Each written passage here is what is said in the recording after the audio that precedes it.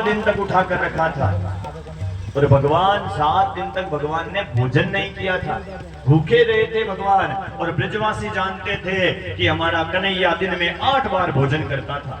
भगवान बाल लीला के समय रोज का 8 बार भोजन करते थे। ब्रजवासियों ने सोचा हमारा कन्हैया 7 दिन का भूखा है और एक दिन में 8 बार भोजन करता है। अब एक काम करते हैं, 7 दिनों का 8 बार का एक साथ ही मिला करके एक दिन ही भोजन करा देते हैं। हिसाब लगाना, 7 8 कितना होता है? 56।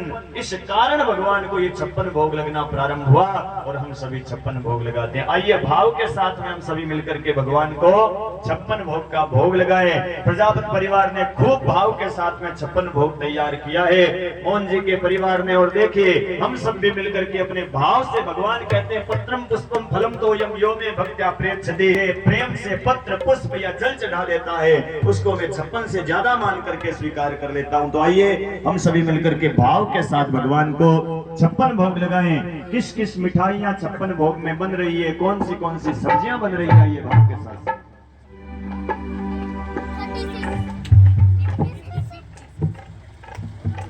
सोने की थाली में परोसो ढाल चांदी को पाटो, टाबरिया मनुहार करे बाबा देखू ते दैया नाटो। भोग लगाओ रे श्याम धनी बाकी भगता में बांटो।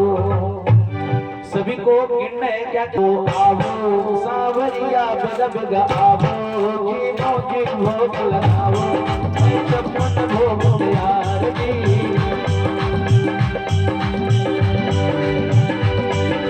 अरे भाई मनोहर जी, आवो सावरिया बग बग आवो, जीनो जी भोग लगाओ, 56 भोग तैयार जी।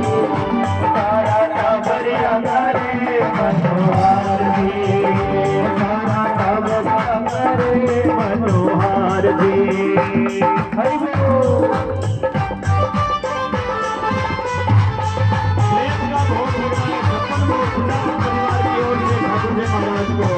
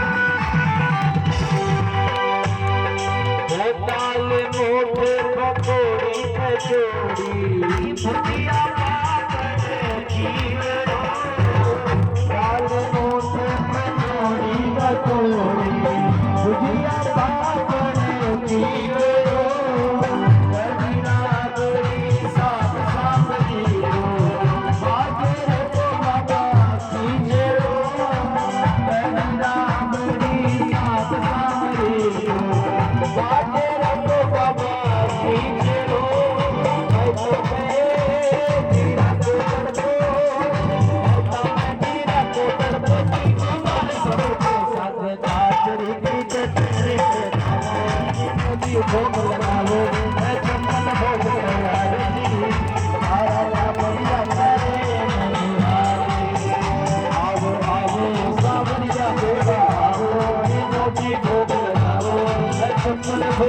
मनोहर जी तारा टाबरिया मेरे मनोहर जी तारा टाबरिया मेरे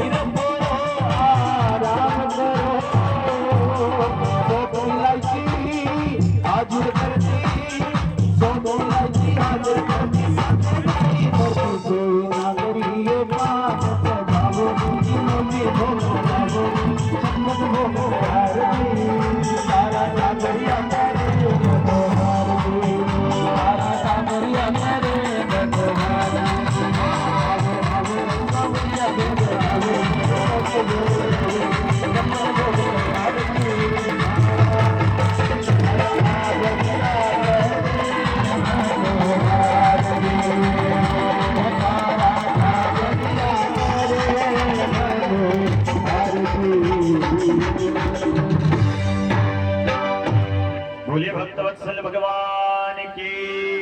बड़े भाव के साथ घोड़ीवाल प्रजा परिवार के द्वार श्री ठाकुर जी महाराज को 56 भोग का भाव के साथ में भोग लगाया गया। भगवान इस लीला को आगे बढ़ाते हैं। शरद पूर्णिमा की रात्रि आई और शरद पूर्णिमा की रात्रि को भगवान कृष्ण ने यमुना के किनारे बड़ी मीठी मीठी वंशी पर तान की छेड़ी और महाराज उस मुरली की धुन को सुनकर के जो गोपियां अपने अपने घरों के अंदर कार्य कर रही थी वो अपनी सुध बुध भूल गई। एक गोपी गाय दो रही थी, आधा दूध निकाला आधा निकाला ही नहीं। भगवान की मुरली को सुना, उस गोपी को ऐसा लगा जैसे भगवान मेरा नाम ले रहे हैं उस मुरली के अंदर। वो गोपी दौड़ी दौड़ी भगवान के पास चली गई। एक गोपी काजल लगा रही थी, एक आंख में काजल लगाया एक में लगाया ही नहीं, भगवान की मुरली को सुन करके चली गई। एक गोपी अपने सांस के पैर दबा रही थी, पैर दबाते दबाते भगवान की मुरली की धुन सुनी, दौड़ करके भगवान के पास चली गई। शरद पूर्णिमा की रात्रि और महाराज हजारों गोपियां भगवान कृष्ण के सामने आई तो भगवान उन गोपियों की परीक्षा लेने लगे। भगवान कहते हैं आओ गोपियों कैसे आना हुआ? आपने जंगल नहीं देखा होगा? अच्छा जंगल देख लिया, अरे जंगल में जंगली जानवर भी रहते हैं, चलो सब अपने अपने पतियों के पास जाओ। आपको पता है संसार में सबसे बड़ा स्त्री के लिए धर्म क्या होता है? स्त्री के लिए सबसे बड़ा धर्म है पतिव्रता धर्म, और अपने पतियों को छोड़कर यहाँ जंगल में आ गई। भगवान उन गोपियों की परीक्षा ले रहे थे। एक साधारण सा हमारे जैसा आदमी बाजार से 100 रुपए की मटकी खरीदने जाता है तो उस मटकी को ऐसे ठोक बजा कर देखता है, फूटी हुई तो नहीं है। और जो मटकी फूटी हुई निकल जावे, कोई 100 रुपया दे करके उस मटकी को घर नहीं लाता। अरे साधारण सा आदमी यदि 100 रुपए की मटकी को ठोक बजा कर देखता है कि भाई खराब तो नहीं है, तो परमात्मा यदि हमें स्वीकार करेंगे तो हमें ठोक बजा करके देखेंगे नहीं? कोई भगत पक्का है कि नहीं है? थोड़ा सा दुख देने से घबरा तो नहीं जाएगा। और जो मटकी पीटने के बाद में फूटती नहीं है उसको जीव अपने घर में लेकर आता है। उसी प्रकार भगवान के द्वारा दिए गए तकलीफों को जीव भगवान का नाम लेकर के पार कर लेता है तो भगवान उसे अपने हृदय के अंदर निवास देते हैं, उसकी समस्त कामनाओं को पूर्ण करते हैं। गोपियां कहती है भगवान ऐसी 2-4 कथाएं हमें बहुत आती है, आप जो सुना रहे हो। भगवान कहते हैं आती है तो सुनो। एक स्त्री कहती है, एक गोपी कहती है भगवान एक गोपी थी, अपने पति से बड़ा प्रेम करती थी, नई नई शादी हुई, रोज आरती उतारती, पैर दबाती, भोजन जिमाती। एक दिन उसके पति को कमाई करने के लिए बाहर जाना पड़ा 6 महीने के लिए। भगवान कहते हैं फिर क्या हुआ? तो वो गोपी कहती है कि भगवान उसकी पत्नी कहने लगी आप बाहर जाओगे, मैं पैर किसके दबाऊंगी, भोजन किसको जिमाऊंगी, पंखी से हवा किसको डालूंगी। पति कहता है ये तो भोली है, सेवा करना चाहती है लेकिन कमाई करने तो जाना पड़ेगा। तो उसने क्या किया, अपनी खुद की एक मिट्टी की मूर्ति बनाई और मिट्टी की मूर्ति बनाकर अपनी पत्नी को दे दी, कहा इस मिट्टी के पति की सेवा करना। भगवान कहते हैं फिर क्या हुआ? तो गोपियां कहती है भगवान फिर वो पति बाहर कमाई करने चला गया। अब जिस दिन वो गया उसने दरवाजा बंद कर लिया, उस मिट्टी के पति के पांव दबावे, उसकी आरती उतारे, उसको पंखी से हवा डाले। 6 महीने हो गए, 6 महीने बाद उसका पति आया बाहर से, दरवाजा खटखटाने लगा। भगवान कहते हैं गोपियों फिर क्या हुआ? तो गोपी कहती है भगवान अब आप बताओ, वो स्त्री उस मिट्टी के पति के पैर दबा रही थी, बाहर सचमुच का पति आ गया है, तो उस स्त्री को क्या करना चाहिए? मिट्टी के पति के पैर दबाने चाहिए या बाहर सचमुच का जो पति आया है उसके लिए दरवाजा खोलना चाहिए? आप बताओ क्या करना चाहिए? भगवान कहते हैं गोपियों ये भी कोई पूछने की बात है? अरे जब बाहर सचमुच का पति आ गया है तो फिर मिट्टी के पति की सेवा करने से क्या तात्पर्य? मिट्टी के पति को छोड़ करके सचमुच के पति को अंदर लाना चाहिए। गोपियां कहती है भगवान आपने अपने मुंह से ही न्याय कर दिया। अरे यही तो हमने किया है, हम सब अपने अपने घरों के अंदर जिन पतियों को छोड़ करके आए हैं वो तो मिट्टी के पति हैं, आज जन्मे हैं और कल को मर जाएंगे, लेकिन संसार का सच्चा पति यदि कोई है तो वो गोविंद आप हो, जीव मात्र का कोई पति है तो भगवान आप हो। मीराबाई ने कहा था ना, मीराबाई जब छोटी थी एक बार अपनी दादी सा के साथ में छत पर खड़ी थी, एक गांव में कोई बारात आ रही थी, दूल्हा घोड़ी पर बैठा था, सज धज करके, श्रृंगार करके, माला वाला पहन करके, और भीड़ चल रही थी बैंड बाजों ढोल नगाड़ों के साथ में। तो मीराबाई ने पूछा दादी सा ये क्या है, कौन आया है गांव में? दादी सा ने मजाक में कह दिया मीरा तू नहीं जानती ये फलानी का बींद आया है, ये फलानी का बींद आया है। अब महाराज 4-6 महीने हुए, उसी गांव के अंदर एक अर्थी निकली, वही महाराज वो घोड़ी पर बैठा था, वो लेटा हुआ था, उसके गले में भी माला थी, अर्थी वाले के गले में भी मालाएं थी, खूब भीड़ उस बारात के साथ में भी थी और खूब भीड़ उस अर्थी के साथ में भी थी। मीरा ने फिर पूछ लिया दादी साहब ये किसका बींद आया है? बोले मीरा ये बींद आया नहीं है, ये फलानी का बींद था, वो संसार से चला गया। मीराबाई ने कहा दादी साहब ऐसा कैसा बींद है, कभी आता है कभी जाता है, अरे इस बींद से तो अच्छा हमारे ठाकुर जी है, अरे ऐसे वर को क्यों वरूं जो जन्मे और मर जाए, बरबर ये गोपाल की जैसे चुड़ लो अमर हो जाए। अरे हम सबका कोई पति है तो केवल परम पिता परमात्मा है, इसकी शरणागति जो ले लेता है महाराज समस्त कामनाओं की पूर्ति करता है। ठाकुर जी पति भी बन सकते हैं, ठाकुर जी भाई भी बन सकते हैं, ठाकुर जी बाप भी बन सकते हैं, ठाकुर जी सखा भी बन सकते हैं। भगवान ने उन गोपियों की इच्छा को पूरा किया और शरद पूर्णिमा की रात्रि को भगवान ने सोचा गोपियों का भाव पक्का है, दो ही गोपी बिच बिच माधव, हजारों गोपियों के साथ भगवान के हजारों रूप बन गए और महाराज बड़े भाव के साथ भगवान रास कर रहे हैं। आइए हम सभी बड़े भाव से रास के प्रसंग में चले, आइए सभी भाव के साथ। हरी रास रचो है, रास रचो है, रास रचो है, यमुना के तट हरी रास रचो है, यमुना के तट हरी रास रचो है, रास रचो है, रास रचो है, यमुना के तट हरी रास रचो है।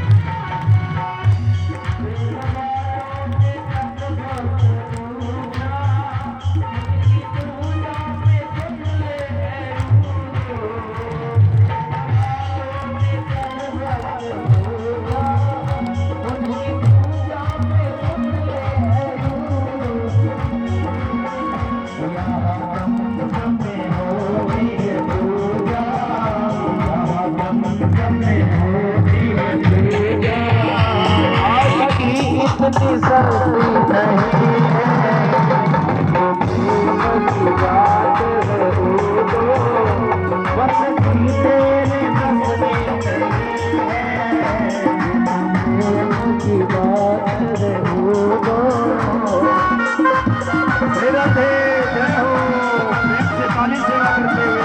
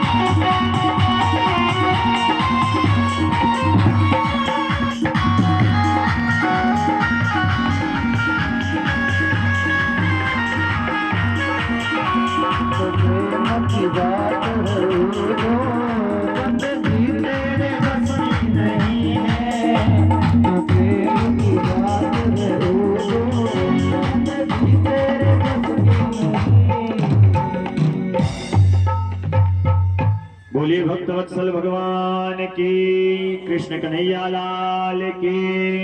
उद्धव जी का ज्ञान का घमंड दूर हो गया, भगवान के पास गए उद्धव जी, तो भगवान ने उद्धव जी को सर्वांग दर्शन करवाया। सारे ब्रजवासी भगवान के सामने खड़े थे, उद्धव जी के सामने खड़े थे। भगवान ने उद्धव जी को ज्ञान का उपदेश दिया। इधर महाराज कंस का जब भगवान ने उद्धार किया था, उस समय कंस की दो पत्नियां थी, एक का नाम था अस्ति और दूसरी का नाम था प्राप्ति। ये दोनों कंस की पत्नियां जरासंध नाम के राजा के पास गई और जरासंध से कहा कि जरासंध, कृष्ण ने हमारे पतियों को मारकर हमारे साथ अन्याय किया है, आप बदला ले। तो महाराज जरासंध ने क्या किया, 23 अक्षौहिणी सेना ली और 23 अक्षौहिणी सेना लेकर के मथुरा के ऊपर जरासंध ने हमला किया। देखो, मैंने एक बात पहले दिन से आपको कही है कि मैं आपको साधारण भागवत नहीं सुनाऊंगा, मैं आपको 3 घंटे 4 घंटे बिना पानी पिए कथा सुनाऊंगा। और महाराज मेरा नियम है, मैं इस भागवत की कथा को 3 तरह से सुनाता हूं। एक तो 18,000 श्लोक, 335 अध्याय और 12 स्कंद की पूरी भागवत सुनाऊंगा। दूसरा, मैं प्रयास करूंगा इस पूरी की पूरी भागवत को मैं आपकी काया के ऊपर घटाकर बताऊंगा, क्योंकि भागवत में केवल मनोरंजन नहीं है, केवल भजन नहीं है, केवल श्लोक नहीं है, केवल राजा महाराजाओं की कहानियां नहीं है। ये पूरी की पूरी भागवत हमारे शरीर पर, हमारी आत्मा पर, हमारी काया पर कैसे लिखी गई है, ये हम समझने का प्रयास करेंगे। और तीसरा, इस कथा के माध्यम से हम सीखेंगे कि हम अपने घरों में कैसे रहें, अपने परिवार का कल्याण कैसे करें, अपने बच्चों में संस्कार कैसे लाएं और अपने हिंदू सनातन धर्म का उत्थान कैसे करें। इस जरासंध की कथा को आप अपनी काया पर घटाना। अभी भागवत का 10वां स्कंद चल रहा है। स्कंद कितने हैं? 12 स्कंद हैं भागवत में। 12 स्कंद में से अभी 10वां स्कंद चल रहा है और 10वें स्कंद के अंदर 90 अध्याय हैं। एक एक स्कंद का, एक एक अध्याय का महत्व है, समझना ठीक से। 10वें स्कंद में 90 अध्याय हैं और 10वें स्कंद का जब 50वां अध्याय चालू होता है ना, तो 50वें अध्याय में जरासंध की कथा आती है। आप देख लेना, भागवत के 10वें स्कंद के 50वें अध्याय से जरासंध नाम के राजा की कथा आती है। अब कथा को आप काया पर घटाना। जरासंध किसका नाम है? जरा कहते हैं बुढ़ापे को, जरा नाम बुढ़ापे का है, जरासंध है बुढ़ापा और मथुरा है हमारा शरीर। और जरासंध ने पहले 23 अक्षौहिणी सेना लेकर के मथुरा रूपी शरीर पर 17 बार हमला किया। ये जरासंध की कथा कौन से अध्याय में आती है बताओ भाई? 50वें अध्याय में आती है। कथा को काया पर घटाना, जब हमारे शरीर रूपी मथुरा का 50वां अध्याय आएगा ना, यानी कि जब 50 साल के पार चले जाएंगे, तब जरासंध रूपी बुढ़ापा शरीर रूपी मथुरा के ऊपर हमला जरूर करेगा। यानी 50वें साल में ये बुढ़ापा धीरे धीरे परेशान करना चालू कर देगा। और जरासंध ने कितनी बार हमला किया था? 17 बार हमला किया था। जब 50 के पार चले जाओ, शरीर में 17 रोग लग जाए, फौजी साहब डिस्क की बीमारी, कमर दुखने लग जावे और हार्ट की बीमारी हो जाए, अरे ब्लड प्रेशर हाई होने लग जावे, ब्लड प्रेशर लो होने लग जाए, याददाश्त कमजोर होने लग जावे, बाल सफेद होने लग जावे, आंखों से दिखना कम होने लग जावे, कानों से सुनाई देना कम होने लग जावे, ओए बीननी है गोडो घणो दुखे, ओए बीननी मारो गोडो घणो दुखे, गोडो को दुखे नहीं मातावा, ऐसे समझ लो जरासंध आ गया है। 50 के पार चले जाओ, चेत जाओ, मारी माला हाथ में ले लो। कथा को काया पर घटाना, ये 50 के बाद जरासंध जरूर आता। अरे और क्या, मैं आपको बता दूं, हमारे सनातन धर्म की तो गिनती भी हमें धर्म में लगना सिखाती है। कैसे गिनती बोलते हैं? 50 के आगे गिनती में क्या आता है मास्टर जी? क्या आता है? 51। ये गिनती क्या कह रही है? अरे 50 के पार चला गया, 51, अरे अब तो वन में चला जा, वन में चला जा, वन में चला जा। 51 वन में जाने का मतलब घर छोड़ना नहीं है। वन में जाने का मतलब है कि घर को अपने अंदर रखना छोड़ दो, घर को अपना मानना छोड़ दो। माला हाथ में ले लो। 51 में माला हाथ में नहीं ली तो 51 के आगे 52, अरे अब तो वन में चला जा, अब तो वन में चला जा। 52 में भी माला हाथ में नहीं ली तो 53, अरे अभी तक तेरापन कर रहा है, अब तो तुझे धिक्कार है भाई, माला हाथ में ले ले। ये धर्म की गिनती भी हमें धर्म से जुड़ना सिखाती है। ये जरासंध की कथा को शरीर पर घटाना, 50वें अध्याय में जरासंध की कथा, शरीर रूपी मथुरा के ऊपर जरासंध 17 बार हमला करेगा। पर महाराज जिस समय ये से हमले होने लग जावे ना, तो थोड़ा थोड़ा चेत जाना भाई, थोड़ा थोड़ा भगवान की भक्ति में लगते जाना। जरासंध ने हमला किया 17 बार और 17 बार हार गया। 18वीं बार जरासंध ब्राह्मणों के पास गया। हे ब्राह्मण देवताओं, आप कोई अनुष्ठान करो, पूजा पाठ, भागवत कथा, सत्संग ऐसा करो कि मैं इस बार जीत जाऊं, कन्हैया को हरा दूं। ब्राह्मण कहते हैं अब भाई अनुष्ठान तो कर देंगे। जरासंध कहता है अनुष्ठान कर दोगे ना तो यदि मैं जीत गया ना तो आपको इतनी दक्षिणा दूंगा कि 7 पीढ़ियां ही खाते खाते नहीं थकेगी, लेकिन हार गया ना तो तुम 11,000 ब्राह्मणों को सूली पर चढ़ा दूंगा। अब बेचारे ब्राह्मण तो ठाकुर जी से प्रार्थना करने लगे। अब 18वीं बार जरासंध ने हमला किया।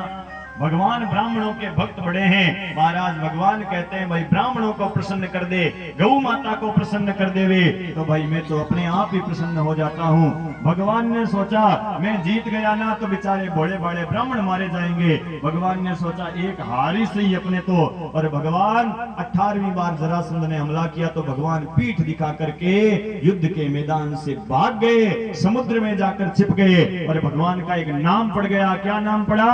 बोलिए रणछोड़ राय भगवान की। ये भगवान का नाम रणछोड़ पड़ा।